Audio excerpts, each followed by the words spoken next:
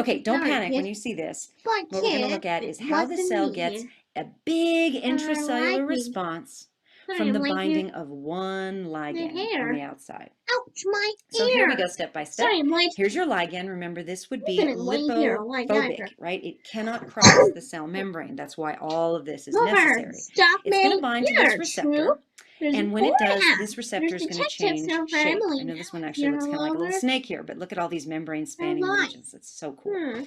Here's your little G protein complex. And when the ligand binds, it's going to the receptor kind of kicks out this third subunit of the G protein, which has a name. It's called the alpha subunit. And when that happens, when the alpha subunit dissociates, it's going to travel through the membrane and it's going to hit this adenylyl cyclase guy.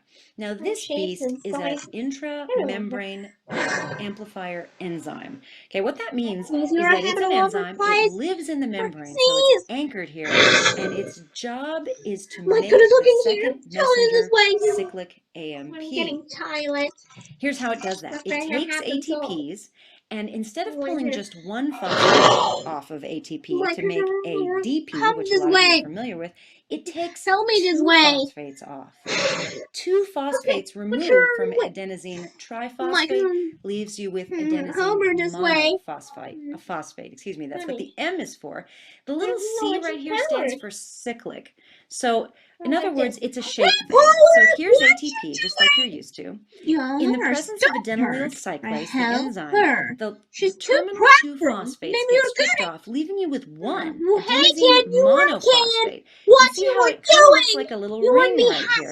That's where it gets the name cyclic AMP. Some people pronounce it CAMP, and some people just call it CAMP. This is the second messenger. This is what appears in the membrane in huge quantities when that ligand binds to that receptor and activates the amplifier enzyme adenylyl cyclase.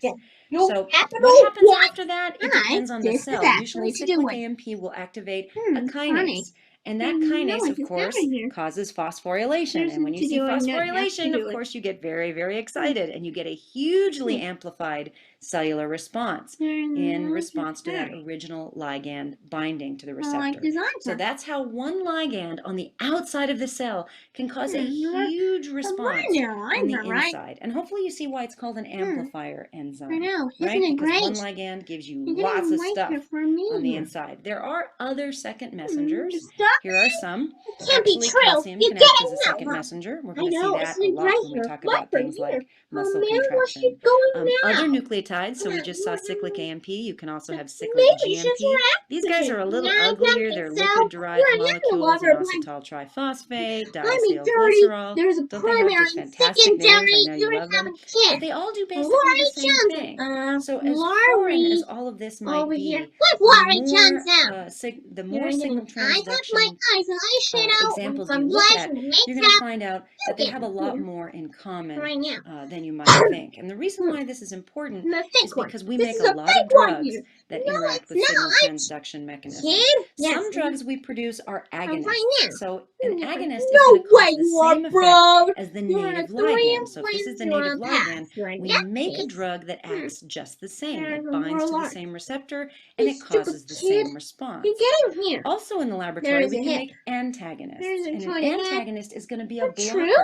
So it's going to be like a competitive inhibitor. It's going to sit right on the active site. Excuse me, it's going to sit right on the binding site of this receptor. And it's going to prevent the ligand from binding. So it's going to stop the signal transduction mechanism from occurring.